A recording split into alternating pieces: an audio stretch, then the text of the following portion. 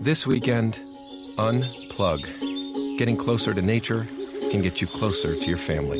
To find the forest nearest you, go to discovertheforest.org. Brought to you by the U.S. Forest Service and the Ad Council. You're listening to Living Full Out with Nancy Solari. As a successful motivational speaker and trusted life coach, Nancy knows how you can live the life you want regardless of the challenges you face. Although she's legally blind, Nancy's mission is to inspire others to overcome obstacles and live life full out. Call in at 800-333-0001 to ask Nancy for advice on topics such as relationships, finances, business, health, and more. Just call 800-333-0001. Once again, that's 800-333-0001. And now, here's Nancy. Hello, everyone. Welcome to the Living Full Out Show. I am Nancy Solari and excited to be here with you today. We are going to be talking about communication. Now, we all need to communicate, whether that be verbally, written, or even body language. How we perceive to others what we're trying to say. How can we best communicate our thoughts and make sure that the other person understands the level of passion, need, or desire for what we're saying. That's what we're going to be talking about today. So if you have any questions of your own on how to best communicate to another person what you're going through or your thoughts or passions for something occurring in your life, do give us a call. That number's 800-333-0001, 800-333-0001. And we're going to be having inspirational guests in our next segment as well, Daniel Wendler, and he's going to talk about his journey with Asperger's, and that is on the autism spectrum, but with Asperger's, it even comes with social awkward moments, not really understanding how to connect with people, how to communicate with people. So he's going to be sharing with us his journey on how he did his own research, his own discovery on how to develop relationships. And also, if you have any questions about today's show, feel free to go to our website at livingfullout.com. You can hear today's show and all the recordings of past shows on our radio page. And lastly, we always want to hear from you. We want to know, what is it that you got out of today's show? How did it inspire you? How did it motivate you to take action in your life? And if you have an inspirational story that you would like to share and you perhaps would be a great guest on our show, again, do reach out to us. You can email us at connect@livingfullout.com. Again, connect@livingfullout.com. So you have all the goodies there to kind of get you going. And again, jumping back into our show today, communication. It's interesting, being legally blind, I can't see what people are doing. So body language for me is not necessarily one that I can turn to in terms of understanding someone's maybe thoughts or maybe how they receive what I'm saying. So a lot of times people can see their eye contact or body language. That's not anything I can do. But what I've learned is to really choose my words. And that's one of the focuses that we're going to be talking about today, is choosing your words, how to best convey what it is that you want to say, assuming that body language, eye contact, none of that can be an asset to you. How can you take what you're trying to say and deliver it in such a way that it's clear to the other person? That's our focus. We're going to actually go to the phone lines now and check in with one of our callers. Hello, welcome to the Living Full Out Show. Hi, welcome to the show. Hi, thank you for calling in. Yeah, hi. I was just wondering how I could help my family cope with my grandfather's death that just happened like 2 days ago. Oh, I'm so sorry to hear that. Grandparents, grandmothers, grandfathers, they're precious. Who in your family is having the hardest time? Probably my aunt. Before my grandfather died, she went off the deep end and it's destroying my family. She's choosing to get drunk at bars and falling asleep in her car to there's a whole bunch of different stuff. So as her niece, do you have a close relationship with her? We're not really close, but our whole family is kind of like a tight knit family. We'd do anything for anybody. Mm-hmm. Mm-hmm. So, sometimes we have to meet people where they are. Okay, so I'm not saying go take a nap in her car with her. I'm not saying get drunk with her. Okay, But I'm Yeah. saying that sometimes when somebody is in a place of depression or they're very, very sad, when somebody else is talking to them, it sometimes is like they're talking at them, almost pointing a finger. You should be doing this. You should be doing that. Or just get over it. Or, there's a lot of things that we do to try to force people to jump to a different stage of grieving than they're ready to go to. And you don't also at the same time, you don't want to coddle the person because you want to help move them to that next stage. There's going to be several stages of grieving, and she's clearly in the first stages where it's devastating. It's like a punch in the stomach. And so what I would recommend you do is connect with her in a way that you feel she would deliver it the best. Do you know if she is more of somebody who would respond to a letter, an email, or a phone call? Probably a phone call. Or in person. In person's an option too. Yeah, either like a phone call or in person. Okay. And I would choose in person if you can. And, I think it's great that you're calling in to figure out how you can help. And sometimes it just takes one person to go to her and not tell her how she should be feeling, not telling her she's doing anything wrong, but just going to her, literally holding her hand if you can. And even if she's drunk and she's, either very, very moody and lethargic, or if she's hyper and trying to be more in denial, to find a way to just slow her down and say, I'm going to give you a hug. And it's attached with nothing, but I'm here for you. And what you want to try to do is, rather than you do most of the talking, you want her to do the talking. You want her to, even if she mumbles about random things, let her ramble. Okay. Eventually, you want to guide her to talking about, your grandmother's passing, and the thing is, or grandfather or grandmother.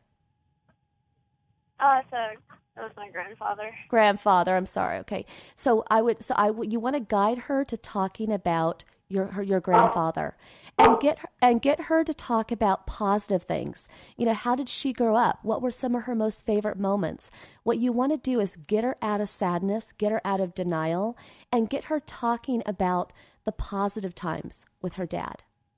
And that's going to open up a whole new can than she's probably going through right now. It'll allow her to start to vent and talk. Is that something you can do?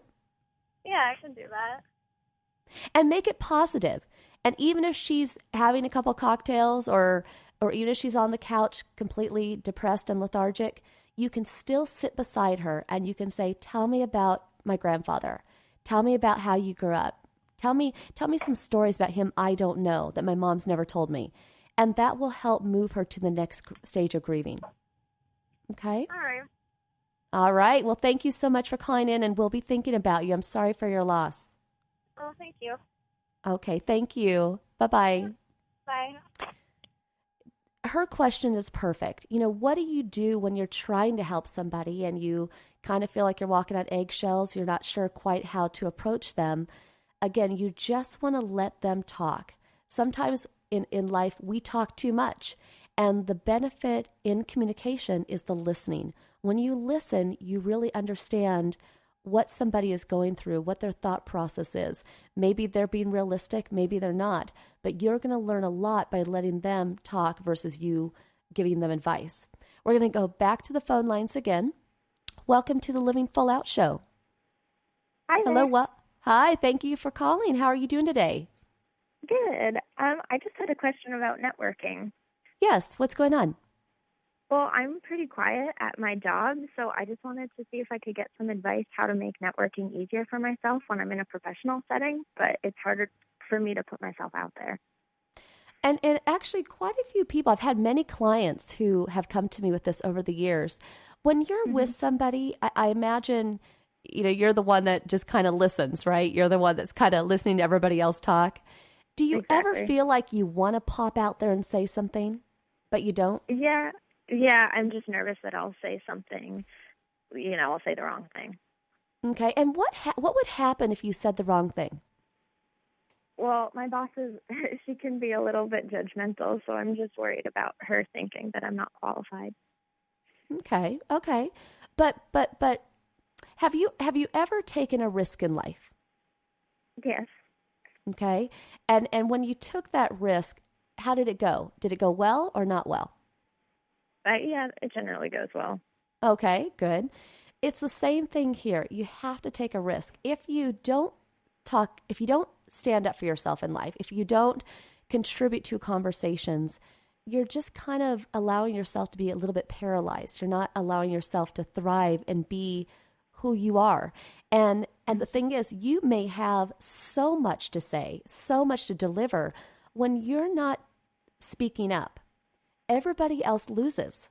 And do you know why they lose? Because they lose hearing the talents of you. Mm-hmm. What if there's a whole conversation going on and everybody's filling up the air with conversation, but what you would be adding is a solution? Or what you would be adding would be something that makes them go, oh, that makes sense. If you don't pop out there and say what is burning in you to say, the people who lose are the people in that conversation because they're not getting you. They're getting the physical you, but they're not getting all of you. Mm-hmm. That makes sense. Okay. And then also by putting yourself out there. And if you say the wrong thing, you say the wrong thing. You just gotta take a chance. Because what if you say the right thing? What if you say something that makes your boss go, wow, I didn't realize the depths of her. I didn't realize how creative she was. I didn't realize how in tune she was with what we're doing. Let's promote her. Right? Right. Mm-hmm. So if you put yourself out there, sure, negative things could happen. Sure, people might judge you. But I think the rewards are well worth the risk. So I say you go out there in the next conversation, just go for it. Just put it out there. Okay, yeah, I definitely do have to try that. You will do great. I believe in you. But thank you so much for calling in. Thank you. Thanks for having me. Absolutely. Have a great day. So right, everybody, bye. when we come back, we're going to be with Daniel Wendler, and we'll be right back after this break.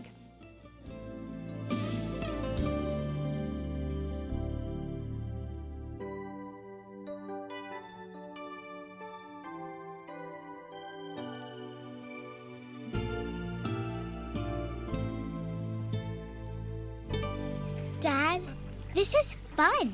I didn't think I'd like kayaking. Well, I'm glad you enjoyed it, but I think it's time to head back in. Okay. Can we come back? Sure. Tomorrow? Let's check with Mom. Hey, be careful getting out of the boat. It's a kayak, Dad. I'm gonna return the kayak. Just make sure you have everything. Yep. Can we walk home? How about a taxi? 233 North Maple, please. It's a short fare from your neighborhood to your naturehood. Visit discovertheforest.org to find a neighborhood park or green space near you. Also, find fun activities to do like boating and biking or camping and hiking, plus much more. It's all right in your naturehood. Best day ever. A public service announcement brought to you by the Ad Council and the U.S. Forest Service. Chances are there'll never be an emergency ever again. But just in case, let's talk about a plan. Okay. Who is going to grab the go bag? What's a go bag? It is a bag we do not have that is filled with things we really, really need in an emergency. Guess we won't have to worry about it then. Well, this is great. I am so glad that we don't have a plan. I know. Winging it is not an emergency plan. Make sure your kids know what to do during an emergency, who to call, where to meet, what to pack. Visit ready.gov/kids for tips and information. Brought to you by FEMA and the Ad Council. You take your 6-year-old to the playground. You watch her go down the slide, then run over to the swings. Another mother strikes up a conversation. You take your eye off your daughter for just a few seconds. You look back at the swings. And she's gone. Your heart drops into your stomach. You jump up, your eyes searching. You cry out her name. Lily? Lily? From the top of the slide, you hear a voice. Mommy, watch me. Every parent knows that feeling. Imagine if she were actually abducted. Go to wirelessamberAlerts.org. Sign up for free Amber Alerts on your cell phone. When an Amber Alert is issued in the areas you've chosen, you'll receive a free text message. If you spot the vehicle, the suspect, or the child described in the alert, call 911. Sign up today at wirelessamber-alerts.org. A child is calling for help. This message brought to you by the Wireless Foundation, the U.S. Department of Justice, the National Center for Missing and Exploited Children, and the Ad Council.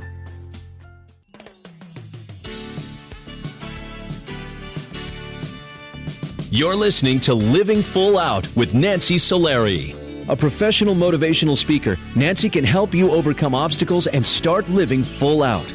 Call in with questions live at 800-333-0001. Once again, that's 800-333-0001. And now, here's Nancy. Thank you for joining us. This is the Living Full Out Show, and I am Nancy Solari. And today we're talking about communication, how we can best strengthen our communication with others, and even in some respects, develop and polish our own social skills, kind of putting ourselves out there, learning how to better communicate. And our inspirational guest today is going to not only share with us his inspirational story, but give us some valuable tips that we can use to move forward in our lives. So Daniel Wendler actually grew up with Asperger's, and that is on the autism spectrum. And I'll let him share with us more about what all is entailed in that. But he dealt with social awkward moments, growing up as a youngster as well as through his adult life. And so very much I'd like to welcome Daniel to the show. Hey, thank you so much for having me on. Hi. You know what? It's so wild because this little boy that grew up with all these socially awkward moments could not be more different than the man I'm talking to today. But I know that there were some very painful moments along the way for you. Mm-hmm. That's very true. It's so strange for me to look back at some of the photos from my childhood and just remember all of the struggles and pain that I had, and then compare it to my life today. It's a very, very big change. Huge change. And with that, I'm super proud of you for being able to make that leap. And I know that took you doing a lot of discovering of your own of different ways to socially connect with people, which we'll get into that a little later. But Can you first of all share with our viewers, what is Asperger's and how is that related to the autism spectrum, just so we have that technical definition? Sure. So Asperger's, it actually is a diagnosis that no longer exists. In the latest version of the diagnostic manual, they did away with it. But in previous versions, it was on the autistic spectrum, and it essentially referred to a high-functioning version of autism where you still had social impairment, you still had some of the other quirks of autism, such as sensory sensitivities and a focus on one specific interest, things of that nature, but you didn't have some of the impairments of, like, for instance, intellectual impairments that can sometimes come with autism. So nowadays, they don't diagnose people with Asperger's syndrome. Just everybody gets autistic spectrum disorder, and then they just sort of specify where your functionality is. But back in the day, it was a version of autism that indicated a lot of social troubles, but no intellectual troubles. Okay, and thank you for sharing that with us. Kind of like lets us really have that in our minds as you share with us your story. So really, let's take you back to childhood. That's really when you started to discover just how intimidated you were by other children, how you felt like you weren't fitting in. What's the first memory that comes up for you? Yeah, I think, I think one memory that just really captures it very well, just sort of how much I wanted to connect with other children and how little that worked out, was one day when I got off my school bus in elementary school. I saw a classmate that lived in the same neighborhood. He had also gotten off the bus, and so I decided, I'll go up to him and I'll invite him to hang out. It's after school. We can have some fun. So I start walking after him, and he starts to walk faster. So I start to walk faster. He starts to walk faster. And, of course, he was just trying to get away from me, but I didn't realize that. I didn't pick up on the social cues. And so I kept following him until eventually he turns around and he punches me in the stomach, and he yells, "Get away from me." And all I wanted was to be friends with him. All I wanted was to connect and invite him over to my house. But he, for some reason, I didn't understand the social cues. I didn't understand what I did wrong. All I knew was that I had tried to be friendly, and instead I'd gotten punched in the stomach. And that was very typical of the kinds of interactions that I had as a child. It's interesting, being punched in the stomach, and I know at one point I think you were even kicked off a swing. What happened there? Yeah, so the swing story, that was me sort of trying a different approach. I was like, you know what, I'm going to try. I've been bullied. I'm going to try to stand up for myself. And so I was on a swing at recess, and somebody comes up and they say, "Hey, get off the swing." And I'm like, "No, this is my swing." And I was very calm. I was very pleasant. I was trying to use all of the skills that I had, but again, ultimately, it wouldn't work. And they just decided, you know what, I'm just going to kick you. And then they just, kicked me. I went off the swing, and then, I had a big boot print on my back, and it was to the point where my parents had to come and get me from school that day because of that violence. It's already hard enough sometimes being a kid, just trying to fit in, and children tease each other, or you're friends one day, you hate each other the next day. It's just the way it is growing up. How did you find the confidence, the energy to even go back? And I'm just curious, if something were to happen on a certain day, like the swing, or that kid punches you in the stomach, does that emotion sit with you just for that day, and then the next day you kind of shook it off and you were a happy-go-lucky kid again, or did that kind of stay with you? Yeah, so I think the emotion stayed with me for a lot of my childhood. I remember feeling as though I was sort of like this cup that was, filled to the brim with water, and any extra water, anytime you jostle the cup, it's going to spill out. And so it was sort of like I was constantly at my limit, and any little thing could set me off, which is why I would sometimes have, meltdowns, or I would start crying, or, a little thing would cause me to sort of freak out. And that was because I was under so much stress constantly that it made it very difficult. And that really lasted until I was able to, my parents took me to a counselor who was able to give me some medication that kind of helped take the edge off of that a little bit, and then that sort of drained my cup and allowed me to engage with the world and handle some stress. But up to that point, you're exactly right. It's not like you have an experience and the next day you're fine. It all sorts of builds cumulatively until eventually you just feel very, very overwhelmed, and like anything can push you over the edge. Now, were the teachers supportive? Did they understand the cues that maybe you just had some differences from the other children in your ability to socially, communicate with them? Or what was the role of your teachers?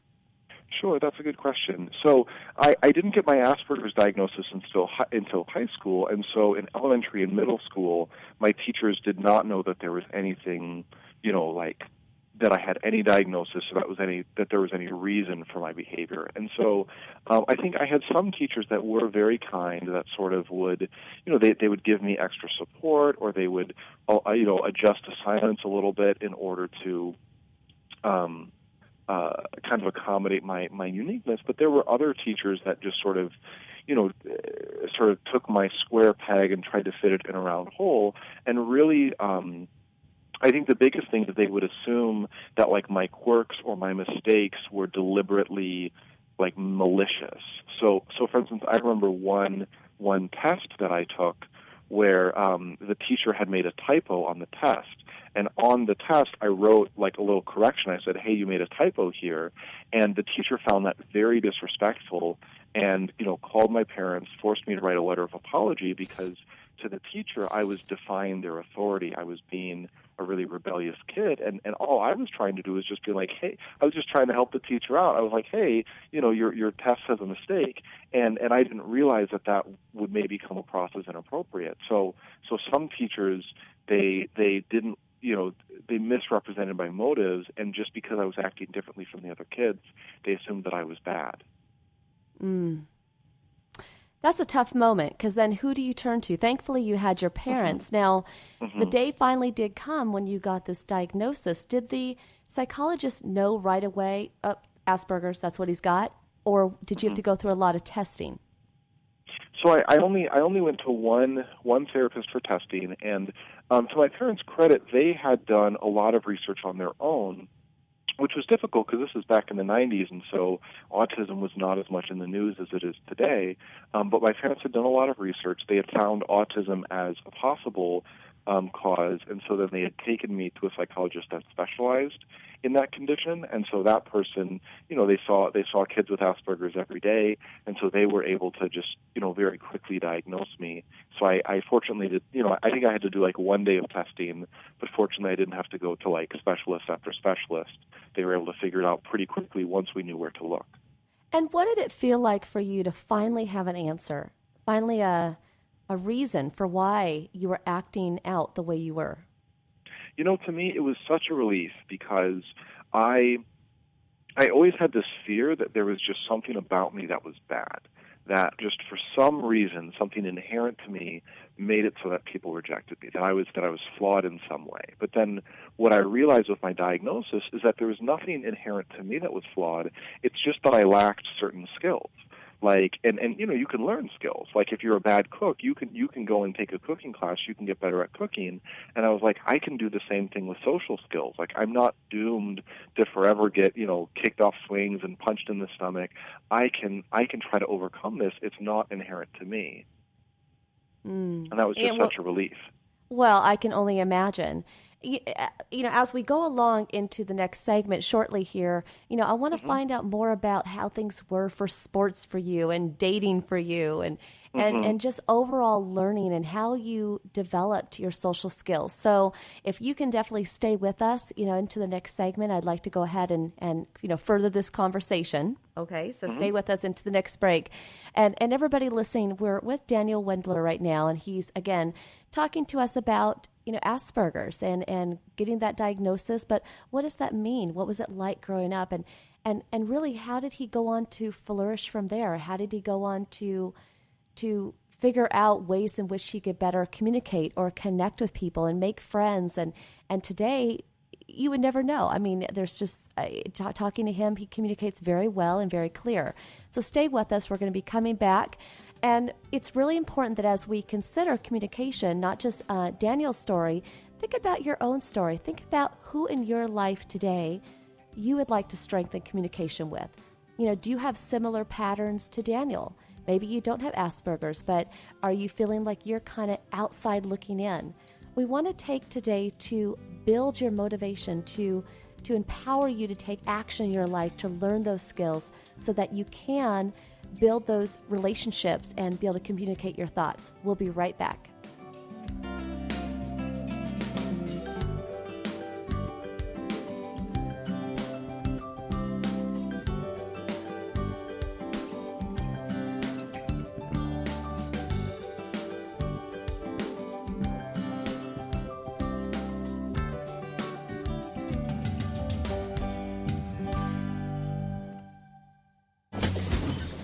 Ahoy there, matey. How's the fishing this morning? Shh! You'll scare the fish. Oh, nonsense. Fishies love the safety pirate. Now tell me, I see you're wearing your life jacket, and that's mighty smart of you. But have you taken a boating safety course? I have. Now, could you please leave? So you know to stay alert by not mixing alcohol and boating, don't you? I do. But I bet you didn't know it's dangerous to speed on the water. Now, did you, Turbo? Actually, I knew that. Well, smarty pants. You seem to know it all, don't you? Yep. Maybe even more than a safety pirate. Watch your mouth, sailor! When you're out on the water this year, make sure you're being safe. Learn the boating rules and watch out for other boaters. And remember to boat smart. Boat safe. A message from the National Safe Boating Council.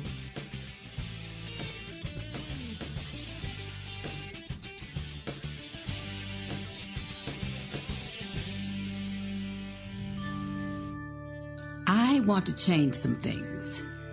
I want the moms where I live to have childcare they can trust. I want to make sure my little brother and his friends have a safe place to play. I want to help more kids graduate from high school. Help more hardworking families learn how to budget and save. I want more of my neighbors to have access to health care. Want to make a difference? There are so many ways you can. Help create opportunities for everyone in your community. I want to change what I see around here. United Way is creating real, lasting change where you live by focusing on the building blocks of a better life: education, income, and health. I just want to see more smiles on my sidewalks.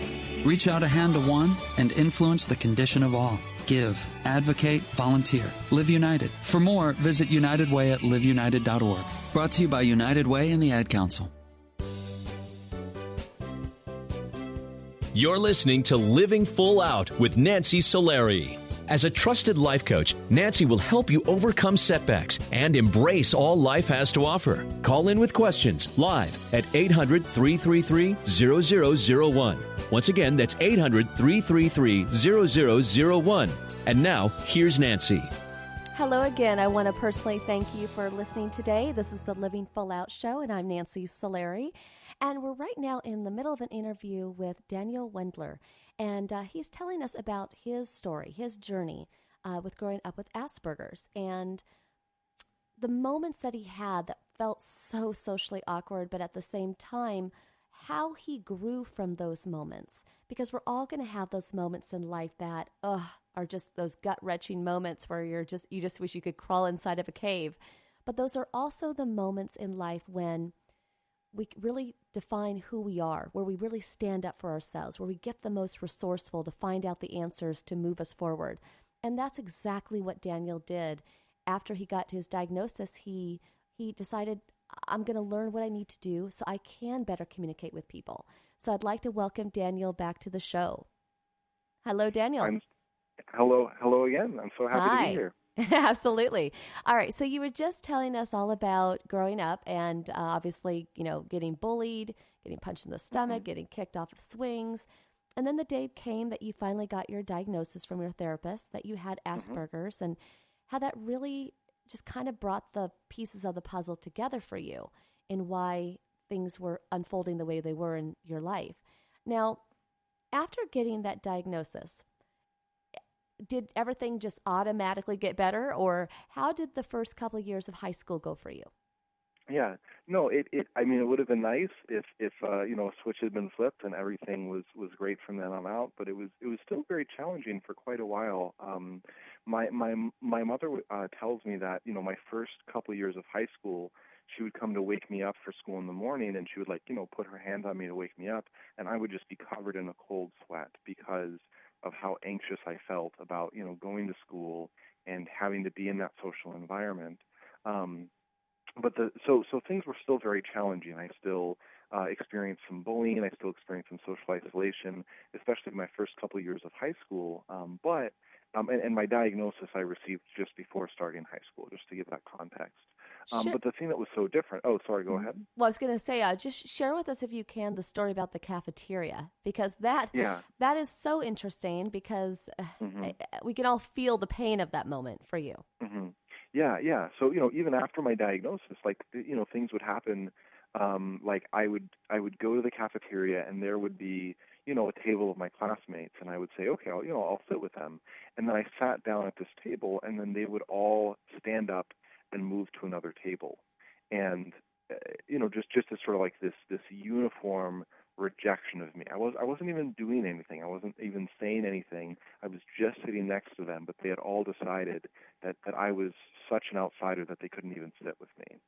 And so I had those kinds of painful experiences, and that did really cause me a lot of pain. But the thing that was different about now that I had my Asperger's diagnosis is I knew that I sort of had a fighting chance. I knew that I sort of had a game plan. And so, every day that I would go to school and I would have a social interaction that didn't go well, or I would have an encounter where I would be teased or bullied or whatever, I would go home and I would try to figure out what went wrong and try to figure out the skills that I needed to do better the next time. So I would, read books on social interaction, or I would talk to my parents, or I would, sort of brainstorm in my mind, what could I do differently? What will I try different next time? And so instead of just feeling helpless and this is a problem and there's nothing that I can do about it, I felt, you know what, this is a very serious problem, but I've got some options. I've got some, if I really work hard at this, I can get better. And that was the thing that I really held on to as kind of a lifeline. Well, I love that. You were taking control. You didn't know what that looked like. You didn't know what the answers were, but you were just going to kind of test it out and try to weave your way into, better communicating with your peers.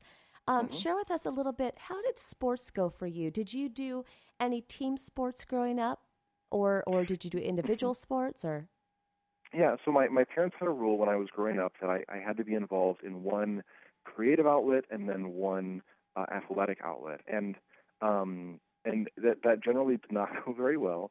So I did, growing up, try all of the team sports, soccer, baseball, cross country, swimming, all of those things. I tried them out, and almost without exception, at least in childhood, I did not have any success in any of the sports because I wasn't that athletic, and so it was a challenge. And then just the social dynamic of the team sport, like I didn't tend to get along with my teammates, and so I would be out on the soccer field, and then my teammates would kick the soccer ball at me to try to hit me, and that obviously is not very fun, and made me feel like I just don't want to do this. And so you were pretty much forced to do the sport, even though you knew you were going to get bullied for it. I would wake up in cold sweats too. With that's painful. It was pretty unpleasant. I mean, I do, like looking back, I do have some memories of my times in sports that I am grateful for, but I paid for those memories with a lot of painful moments as well. And how did things go for you in terms of dating, connecting with people on a more intimate level? Mm-hmm, sure. So I think, at least in high school, things did get better for me in college, but at least in high school, when I first started becoming interested in girls, things did not go well, because I just really, I really was not very good at telling whether or not girls were interested in me. And so there was one instance, for instance, where I wanted to invite a girl to go to a party, and so I called her, and she didn't pick up, and so then I proceeded to call her again another 10 times in a row, because I'm like, maybe she'll pick up this time, and of course, that just probably that probably came across as creepy and extreme and all of those things, but I just didn't realize it. I was just excited about this girl, and yet, I was calling her 10 times, and therefore probably blowing any chance that I really had with her. And is that because with Asperger's, it's kind of like an obsessive compulsive side then? Mm-hmm. Okay. I mean, I think that you can have people with Asperger's that really will focus in on one thing and really make that their main interest. I do think, though, that in my case, it was just that I was, a 14-year-old guy discovering, girls for the first time, and I think that any guy in my shoes, at my age, at my level of development, would have been similarly sort of obsessed with this girl. I think that I just had even fewer skills than the typical teenage boy for making those relationships work.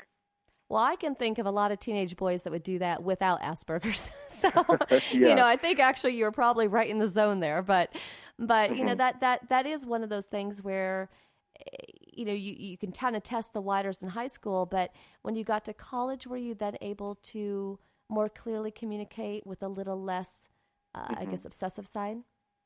Yeah, I think by the time that I'd reached college, the years of study and practice that I had done in social skills really paid off, and I was able to, communicate in a more calm way. I was able to understand better what other people expected of me, and I did have, it took me until my senior year, but my last year of college, I did have a wonderful, romantic relationship with my first girlfriend that I still look back at fondly, and, we ended on good terms and all of that. So I did finally make it. It is, for all of the 14-year-old boys listening in, wondering if they'll ever make it, like it does get better. Yeah. But it sometimes takes a while. You just gotta, as a female, we kiss a lot of frogs to find our prince. I guess you kiss a lot of something else to find your princess. But yeah. Anyway, but that's very interesting. So obviously, Asperger's is no longer what is a diagnosis that therapists give out. But in terms of autism, what should we know? Like if somebody has a diagnosis as a child and they're on the autism spectrum, and maybe it's a nephew of someone's, or maybe it's their own child, or maybe it's somebody they meet at a party, and you're informed that they have autism. What's the best way to communicate? What's the best way to relate to them that kind of brings it to their level so they can thrive? Sure. So I guess there's two thoughts that I have, and they're both pretty related. And the first thought is to really remember that people on the autistic spectrum, they want connection just the same as everybody else. Or I mean, obviously there's a range, just like there is with other people. But most people that are autistic, like they want friends, they want relationships, they want to connect with you. They might not really know how, or it might feel kind of stressful or overwhelming to them. But they still want it. They still want to connect.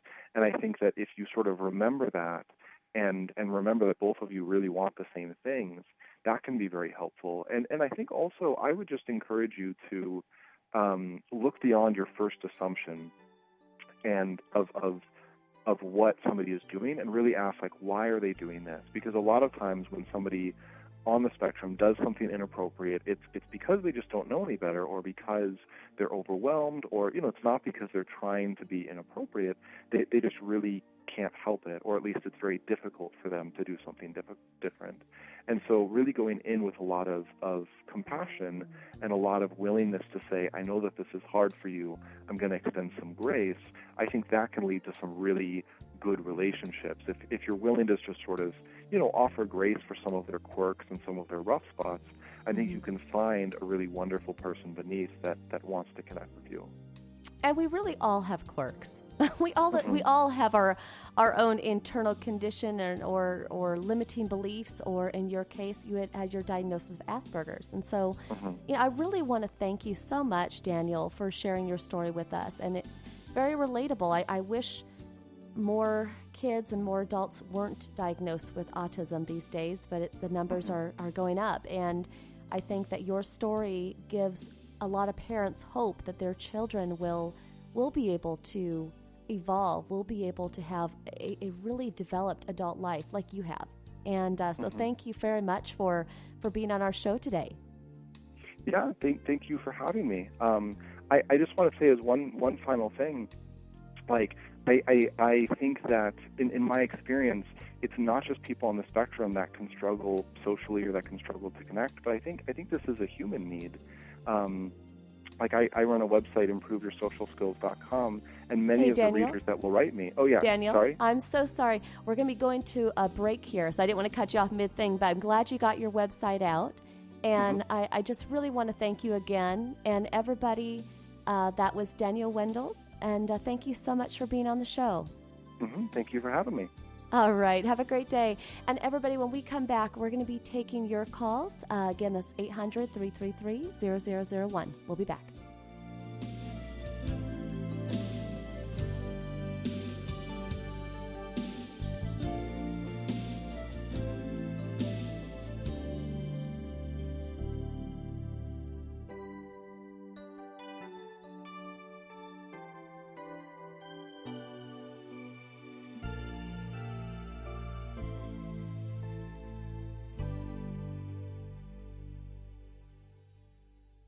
Hey, Dad. Yeah. You remember that ball game we went to a couple years ago? Sure. And how you didn't have enough cash for 2 hot dogs, so you walked with me on your shoulders until we found an ATM? And then when we got back to our seats, we never saw the hot dog guy again. Well, I don't remember all that. Yeah, that was an awesome game. You never know which moments will be the ones they'll remember forever, so take time to be a dad today. Learn more at 1-877-4DAD-411 or visit fatherhood.gov. Brought to you by the U.S. Department of Health and Human Services and the Ad Council. Medical mistakes claim tens of thousands of lives every year. The healthcare community is working on it, but you can help. When you communicate with your doctor, when you ask more questions, you reduce your risk of suffering a medical mistake. Doctors can't answer if you don't ask. Help reduce your risk. Questions are the answer. Learn the 10 questions you must ask. Visit www.ahrq.gov. This message brought to you by the U.S. Department of Health and Human Services, the Agency for Healthcare Research and Quality, and the Ad Council. I'm getting a catcher's mitt. I'm getting ice skates. I'm getting a devastating flood. Adults are generous. We're even giving kids global warming, but we can still reduce greenhouse gas pollution. Go to fightglobalwarming.com. Brought to you by Environmental Defense, the Robertson Foundation, and the Ad Council. The following commercial is sponsored by FeedThePig.org, an organization devoted to helping you save money. We will not entice you with messages like lowest prices in town, dealer approved, certified pre-owned, no obligation consultation, nor will we brag about our huge selection, enormous variety, one-stop shopping, everything under one roof. or promise. Prices reduced up to 75%. A sale like this can't go on forever. Factory liquidation. Financing options available. We will offer no contingencies like See store for details. Prices and participation may vary. Legal exclusions apply. No purchase necessary. or try to convince you that our product will give you Leaner, tighter abs in minutes. Perfect smile. Porcelain veneers. Freedom from those painful, embarrassing bunions. because we simply want to help you spend smarter and save better. Log on to feedthepig.org. Find the benefits of saving for every stage of life. Brought to you by the American Institute of Certified Public Accountants and the Ad Council. To live full out means to strengthen our communication skills each and every day, to take risks, to step out there and let people see and hear all of you. It's about knowing that your voice, your words, what you're trying to communicate is worth it. So if you're ever feeling as though you're not being heard, it's time to evaluate, find resources, and take action so you can have stronger communication skills.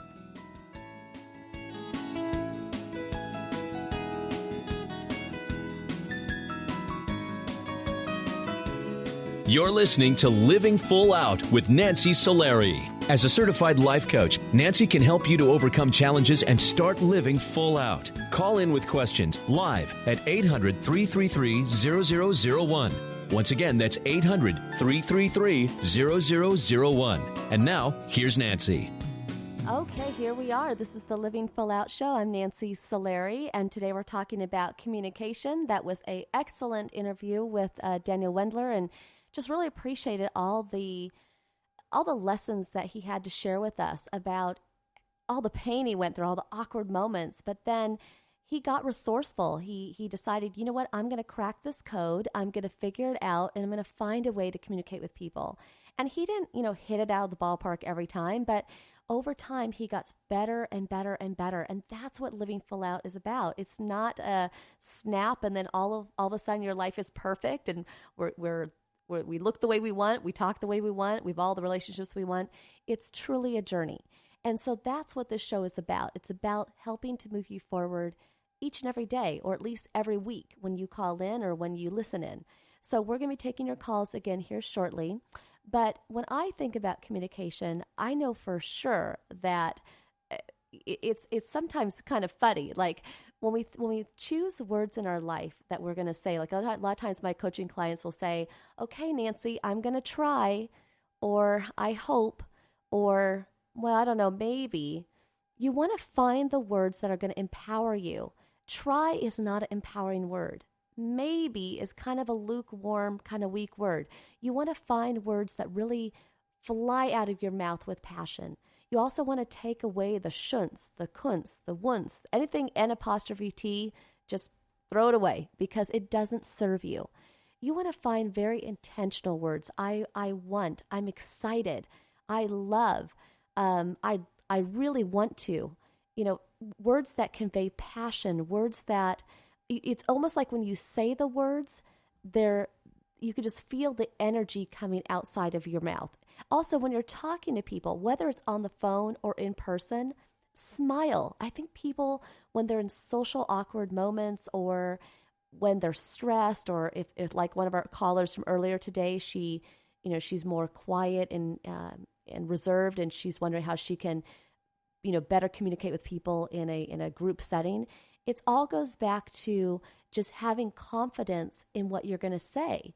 It's not about getting it right, because sometimes some of the things that we say wrong are funny. Sometimes they start a whole new realm of conversation than you even intended to do. So if you don't put yourself out there, you're never going to be able to have that opportunity. When I see my coaching clients and they come to me and they're frustrated because they feel like they're not getting their message across, they're not, in some cases, like let's say they're applying for a certain job, they don't feel like the interviewer gets them.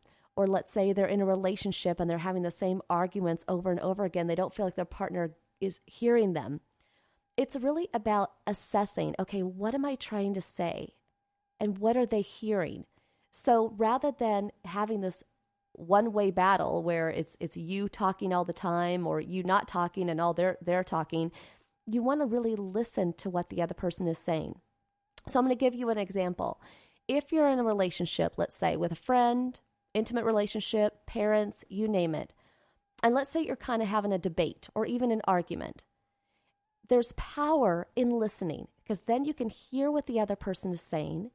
In your mind, as they're talking to you, you can weigh out what it is that you want to say, and does that really relate to the compromise of the conversation?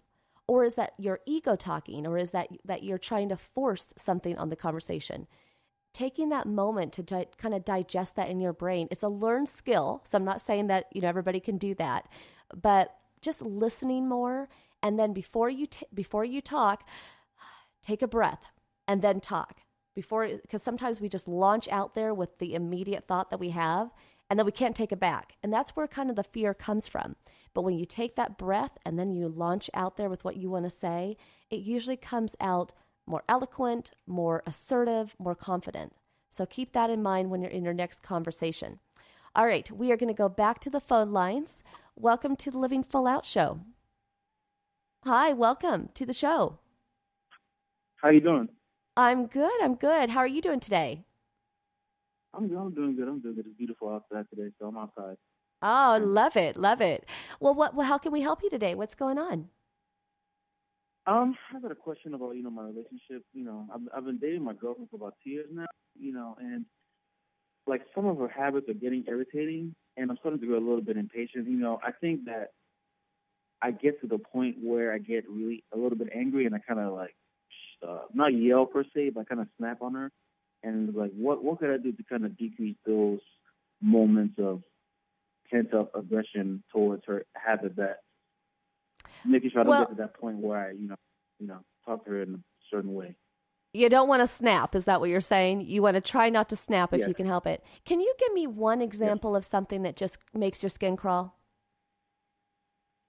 Well, we're kind of cohabitating together now, and I like to have stuff in a certain order.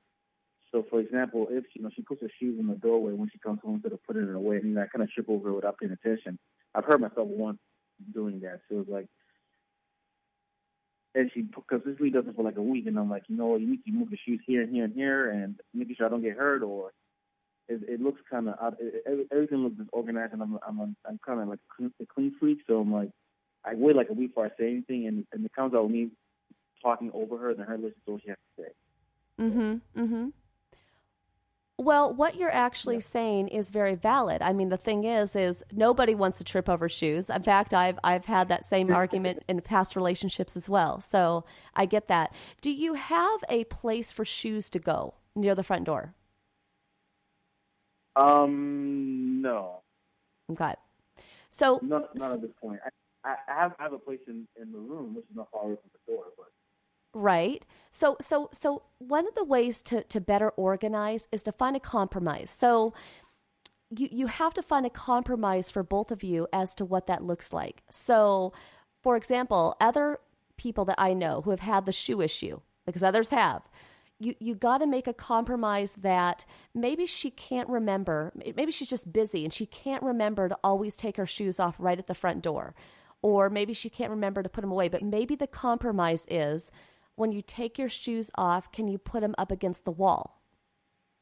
Any wall. Pick a wall, any wall. But at least they're out of the way.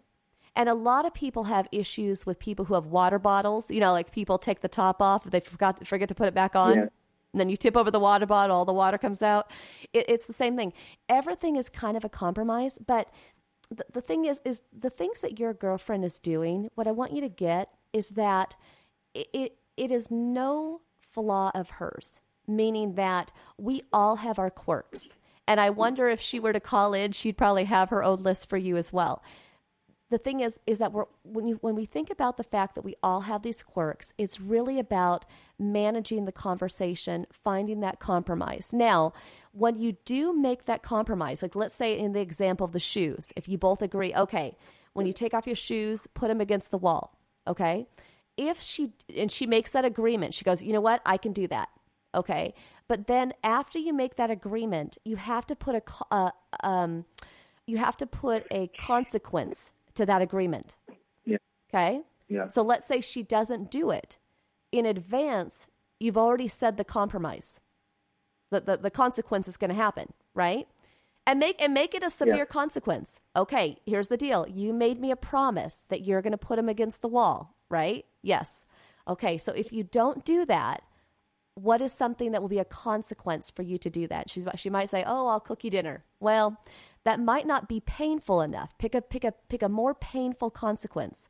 Okay, if you don't do that, then it's your time to clean the toilet this week. Nobody wants to do that, right?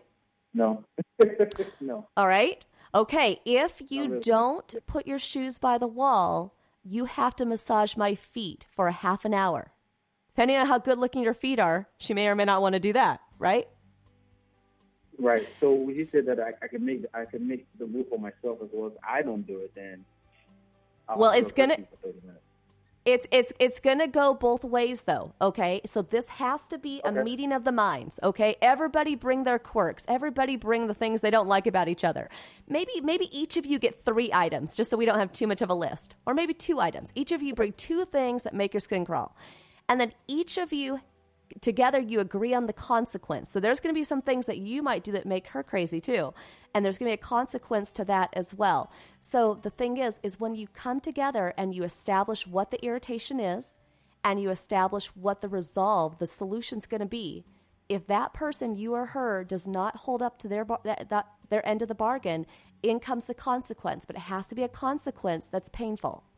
Okay? But see, at that point, you're involving each other. And in some ways, it can be almost playful, right? All right, look whose shoes are in the middle of the floor. The toilet's looking pretty gross. Go have fun. Here's the brush, right? You want to have fun because you do love her. You do care about her. Now, if it extends beyond that, well, that starts to cross into disrespect. That starts to cross into not being a team player, right? And at that point, you have to evaluate if this is someone you want to spend your whole life with, okay? So for now, I say we go the fun route. Pick 2 consequences, pick 2 irritables, and have fun with it. Definitely. All right, but thank you so much for calling in. Thank you very much. You're welcome. So, communication can be fun. Here's the thing. I want everybody to remember, well, it may be kind of serious, like, oh gosh, how can I communicate my thoughts? Or I want to do well in the interview, or these social moments are awkward, and how do I represent myself better? Get past the stress of it all and try to have some fun with it. Laugh at yourself, be playful, because they're never going to go away. We're always going to have those moments.